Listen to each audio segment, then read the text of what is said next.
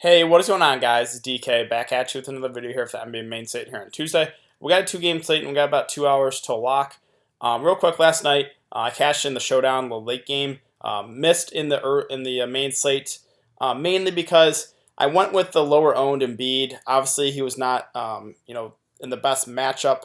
Obviously, did not play that well either. But I just thought the ownership on him would be really low since he got ruled in like 15 minutes before a lock.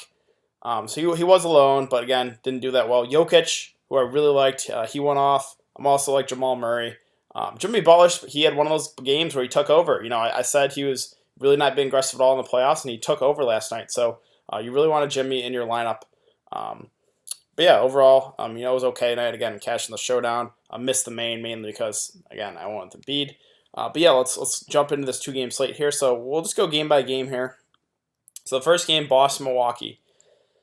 All right, so let's start with Giannis here at 10K. Obviously, so Boston's defense, they're basically, they're going after to stop Giannis. So their main plan is to stop Giannis from driving. It worked in game one. Now, do I expect Giannis to shoot 7-21 again? Probably not. I do expect him to play better. So I don't mind going to Giannis there. I think he's going to go somewhat lower owned, again, because Boston's defense is game planned around stopping him. But I still think you could take a shot on him if his ownership's going to be really low. Then you got KYRIE at 8.4. The price just seemed a little too cheap for him for a guy that's going to play, 35 to 40 minutes. Even in 33 minutes, put up 51 fantasy points last time. Now, the matchup, not the best. Milwaukee, a pretty solid defensive team as well. But for a guy that, the minutes are going up in him in the playoffs, the price hasn't really moved. It's gone down, actually. I think KYRIE firmly in play there at 8.4. And then HORFORD just matched up really well here against Milwaukee. It's going to play right around 35 minutes. They're going to need him to guard Giannis. They're also going to throw Baines on Giannis a bit. If HORFORD stays out of foul trouble, 6.8K, it just seems too cheap. Again, he matched up really well against the Bucks here, so they're going to need him out there on the defensive end as well. They're given right now that they're given the pick and roll. They're just leaving HORFORD open. Milwaukee is, and if he continues to knock down those shots, I think HORFORD could crush value here at 6.8. So I do like him. I think he's going to be kind of higher owned, just because he had the big game one. But I don't mind going back there. Middleton 6.4. Probably had the best game on the Milwaukee side last time out. Even though they did get blown out. I think he's okay. I'm probably not going to go here, but historically he has done pretty well against Boston in the past. And then Bledsoe at 5.8. Had an off game. The thing that I don't like is the minutes. Even I know some of these games have been blowouts, but this guy just is never going to play like 40 minutes. He's always Milwaukee runs kind of a deeper rotation. Bledsoe's going to play 25 to 30 minutes most nights. But the thing is, the price here, 5.8K. I don't mind taking a shot. I think he's going to be really low owned because, again, Game Log Watcher is going to see kind of laid an egg there in the first game. But yeah, I think he goes really low owned. The price is down on him. Again, the only thing I don't like is the minutes. But at 5.8K for a starting point guard, that is pretty appealing. So I don't mind Bledsoe. Tatum, probably not going to go there. I understand if you want to go there, 5.5, but I would probably prefer Gordon Hayward here off the bench, 5.2. Don't mind him at all. Brook Lopez, another guy who's I think is going to go kind of low on because he had a bad game one. Just didn't really match up that well here against Boston. I think he's okay. I'm probably not going to go there. Jaylen Brown, another guy who the minutes have been there, but he's more of a lower usage guy. He did knock down some shots. I would prefer some other Celtics, so I don't think I'm going to go Jaylen Brown. Marcus Morris, a guy I do prefer here at 4.2. The price is just too cheap for a guy that's going to play right around 30 minutes. He's going to shoot the ball a bunch when he's out there. Now, he can hurt you. We have seen one really bad game from him in the playoffs, but most of the time he's going to get you, 25 or so fantasy points. So 4.2K, that's too cheap for Marcus Morris. So I do like him. Rozier, don't mind him at 4.1, but the minutes, the only issue here, he's going to be capped right around 20 minutes. I would like him more if he's playing in the 25 minute range, but I think he's worth a look, but I would prefer Marcus Morris. Then you got Connaughton, George Hill, a couple of these guys off the bench, even Sterling Brown who starts. I don't mind these guys. George Hill at 3.5 for a guy that's going to play probably 25 minutes. think he's okay. Any three of those guys, I guess you could take a shot on, but I do like the backup bigs here for Milwaukee, Mirotic and Ilyasova. Mirotic, this guy has upside. Played well game one. Should play right around 20 minutes. If he's knocking down threes, he can crush value. So I do like Mirotic. Also, Ilyasova is a value play here at 3.2. A guy that's should play 15 to 20 minutes. Normally is going to get you 15 to 20 fantasy points. So if you're going more of the stars and scrubs approach for this slate, I think Ilyasova and Mirotic are a couple guys I do like as value plays. All right, let's move on to Houston Golden State here. So Harden at 10.1. I think he's going to be kind of popular, but for good reason here. He shot the ball 9 of 28, still put up 55 fantasy points. Now imagine if Harden had a better shooting night.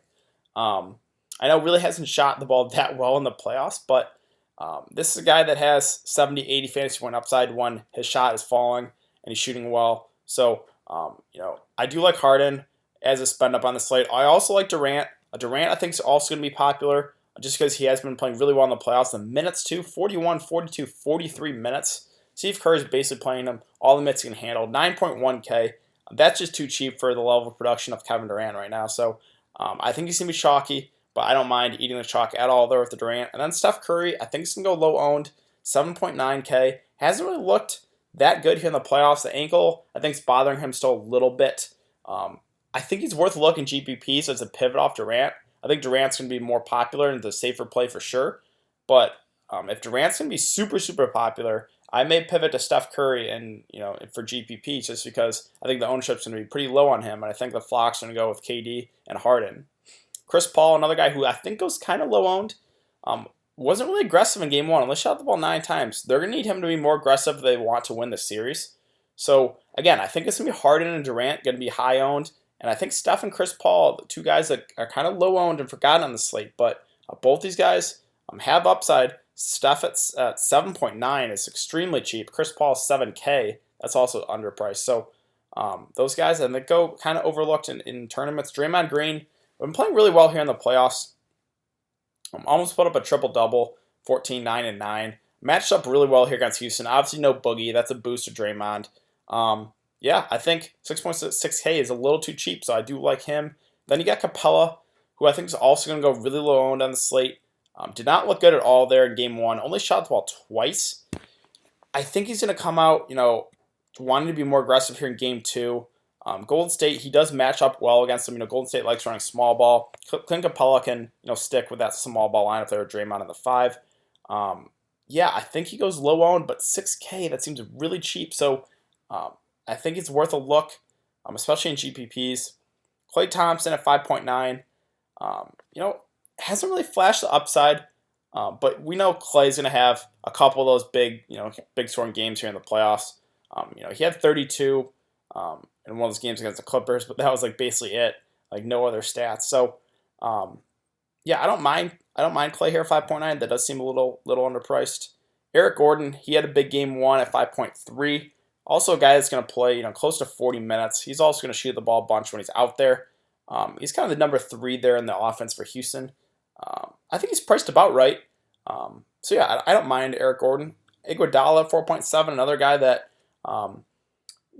with with both teams running to run small ball. Iguodala, that favors him a lot.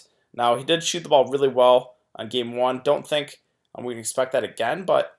I think he's definitely in play here. I liked him more when he was below 4K, but 4.7 seems a little pricey. But again, I still think he's in play. PJ Tucker at 4.3, another guy that he's got to knock down a few threes to get you there. He's going to get you rebounds and assists, but yeah, I think there's better value plays on the board. Bogut just doesn't match up well against this team. The minutes haven't really been there. I can't play a guy who's only going to play 5 minutes a game. Looney at 3.3, matched up a little better here against Houston. Should play 15 or so minutes. I don't think he's the worst play. I think you can consider it. He would be right in the tier though with Mirotic and Ilyasova. I probably prefer Mirotic and Ilyasova a little bit, but I still think Looney would be in play. And then below that, I don't really know if we have to go. Shumpert played 21 minutes, but he's just such a low usage guy. I don't think we can go there. Austin Rivers was out game 1. He's going to be back. Should play 15 or so minutes at 2.8. I guess if you really are going stars and scrubs, you could consider Austin Rivers. But yeah, I think that's about it. So there's obviously there's two different ways you can go here. You can go with the stars and scrubs approach, where I think there are a few value guys that you could definitely consider. So you can plug in what Harden and Durant, and then go some of those value guys, or you could go the mid tier, which I also like. Those guys like HORFORD, KYRIE, Steph, Chris Paul, those guys in the the mid tier range. Capella's gonna be low. So there's a couple different ways you can go on the slate, and I think both are definitely viable. So yeah, I think that's gonna do it for today's video, guys. If you have been enjoying the content, please like this video, subscribe. If you have any questions, do leave them in the comment section down below. It's also important to follow me on Twitter. That will be in the description below. I'll give my thoughts and more news comes out throughout the day. And yeah, I'll be back for another video. Well, let's see. I think there's only one game Wednesday and Thursday. So I think the next 2 game slate is Friday. Yeah, the next 2 game slate's Friday. So I'll be back. I'll have a video up for Friday. So I'll see you guys then.